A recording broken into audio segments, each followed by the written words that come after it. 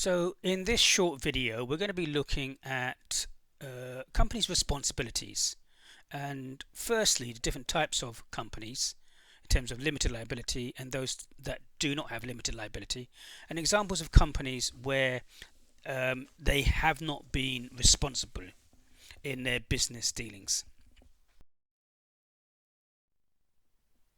So if we see the difference with a sole trader and a partnership, a sole trader has no legal distinction between a trader's personal assets and a business assets, and a sole trader can be sued and made bankrupt for business debts owing. Likewise, the partnership, you must have two or more people, and every time there is a new person coming into the partnership, then the partnership needs to be reconstituted.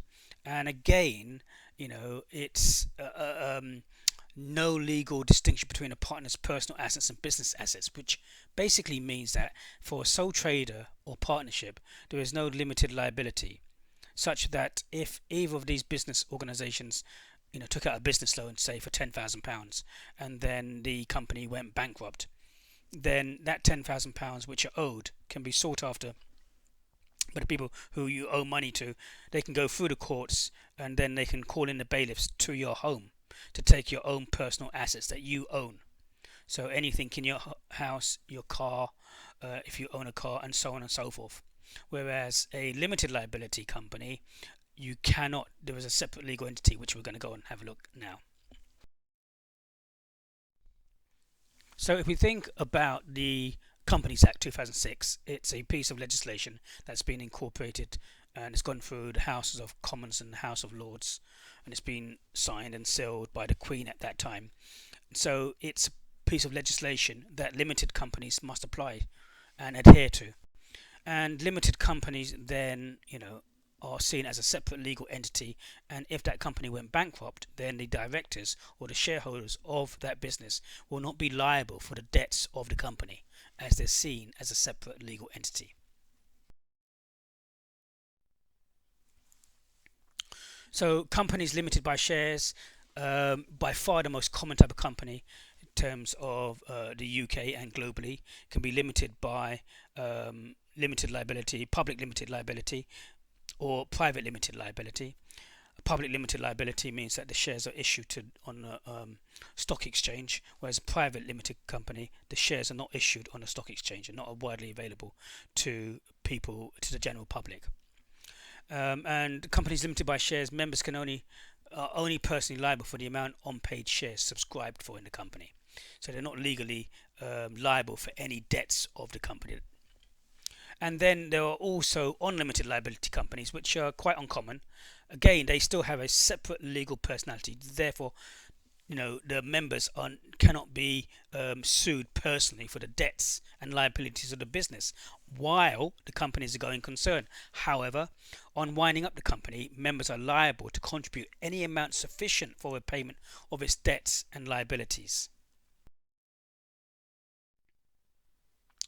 And if we think about what's required in the Companies Act 2006, there are various things that are required. You need to have a registration form. You need to have a name for your company.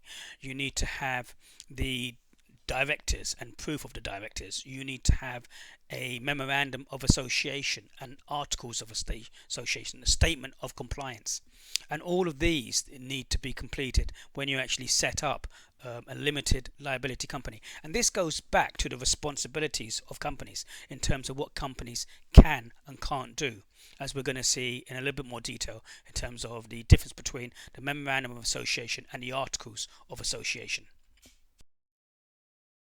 So we can see here that the memorandum of association in essence details what the company is all about and what business the company is going to be conducting itself, whereas the articles of association is the subordinate to the memorandum of association, and it's really the rules and the management of how the company is going to conduct itself. So for example, if the company wanted to give a dividend at the end of the year, then they might have the rules whereby that only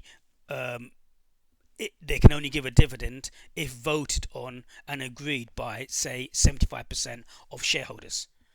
So that could be a rule that is in the articles of association before the company actually starts, and it creates the relationship between the company and its members.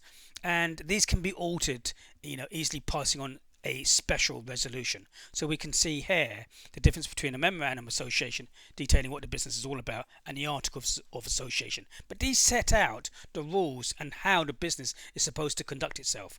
And and companies and directors can get themselves into a great deal of trouble if they don't follow these.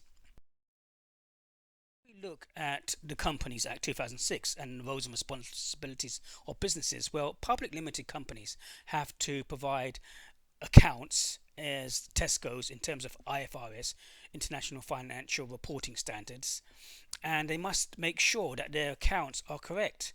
But back in 2016, it was shown that Tesco's, the biggest supermarket chain, paid the price for poor supplier rebate management after delaying supplier payments and failing to raise accurate invoices, which resulted in an overstatement of profits in the profit and loss account and balance sheet of over £263 million.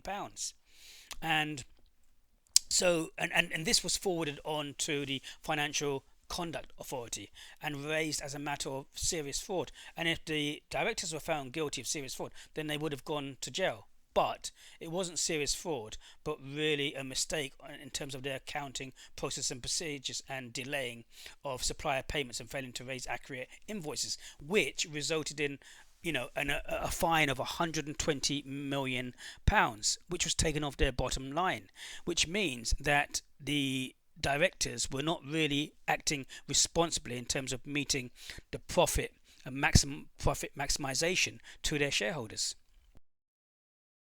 Think about the roles and responsibilities of FTX, and on 11th November they declared bankruptcy.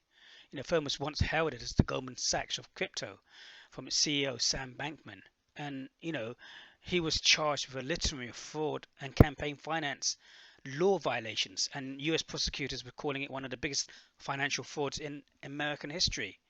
In early 2022, following a report by CoinDesk highlighting potential leverage and solvency concerns involving FTX affiliated and firm Alameda Research, FTX collapse shook the whole crypto market and as a result pulled down the whole market, and falling below a $1 trillion valuation. And then in 2022 November, faced a liquidity crisis, searching for a bailout of funds. Tried to go to Beyonce, considered buying Proportion, but then they pulled out. And then after he filed for bankruptcy, there was a possible hack where hundreds of millions of worth of tokens were supposedly stolen. Who went in, who took them, how were they able to get into this? And so they weren't really following the memorandum of association and articles of association in terms of the rules governing their business in terms of what they could or could not do. We've seen that Sam Bankman was jailed in the Bahamas, and then extradited to the US, and then he was given a $250 million bond, the most anyone has ever seen thus far.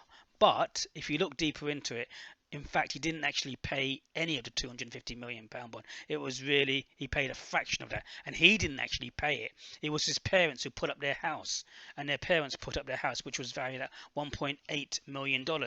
So even though everyone's saying £250 million bond, it wasn't actually put, that wasn't actually paid.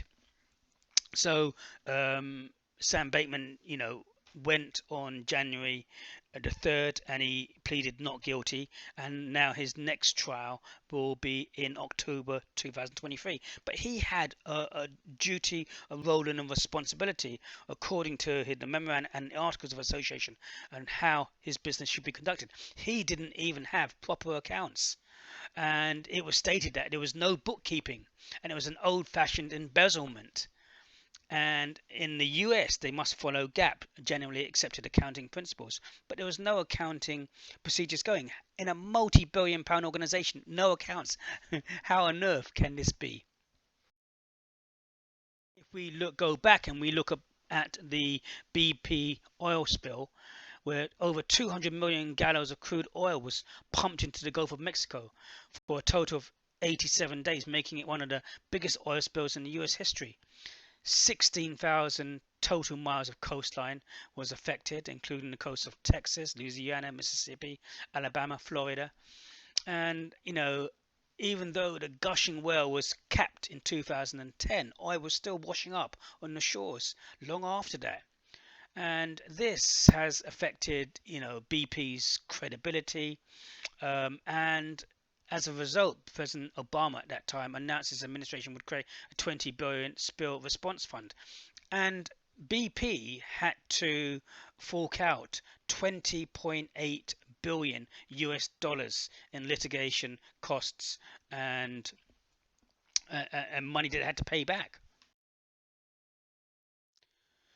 We can see also from an ethical and ecological and environmental perspective, 5.5 million on a boom and barrier placed on water to collect and absorb the oil. Over 400 miles of Louisiana coast, approximately 125 miles, have been polluted by the oil spill. A method of treating your oil is still, in situ burning or burning oil in a contained area on the surface of the water, which has negative effects on the environment. Over 8,000 animals, birds, turtle, mammals were reported dead just 6 months after the spill, including many were already on the endangered species list. So we can see that this was an ecological, environmental disaster, which really damaged the BP reputation, but also led them to a large amount of money that they had to fork out in damages, over 20.8 billion US dollars. And even if we look at Thomas Cook, well, Thomas Cook has a role and responsibility to their shareholders to maximize their profits and leading the company in terms of the right way. But over 178 years, Thomas Cook was in business, and then they went into liquidation. Why? Why did Thomas Cook go into liquidation? Because of a multitude of wrong and poor decision making by the management at that time, including the merger with My Travel was strategically wrong. Buying a company that wasn't in the best of health, an error proven 10 years later with 1 billion write down from the My Travel business, which was a crazy amount of money to waste, a waste of 200 million plus on trying to build a pan-European, reservation system, an impossible task which each country wanting different things. It ended with no new system. A 290 million share buyback program in 2008 using company cash to shore up the share price. The purchase of companies such as Hotels for You with no clear strategy, entrance into the Russian and Indian markets, which was a complete disaster, trying to create a pan-European e-commerce platform 2010, and the spending went into amounts into the London office, taking autonomy from the operating companies where the trading expertise was hundreds of millions of pounds wasted. And the list goes on in terms of how much money was lost. 200 million pounds there, 290 million pounds, another 200 million pounds senior management refusing to accept the retail footprint was too large when they purchased cooperative travel, duplicating stores in many towns, costing 200 million. So, again, you look at the roles and responsibilities of businesses, and the roles and responsibilities of businesses are to, maximize the profit, to maintain the brand reputation, to make sure you're following the proper accounting procedures. And we can see with these examples that these companies haven't always done this, which has resulted either in them going bankrupt, fraud cases, or having hefty fines.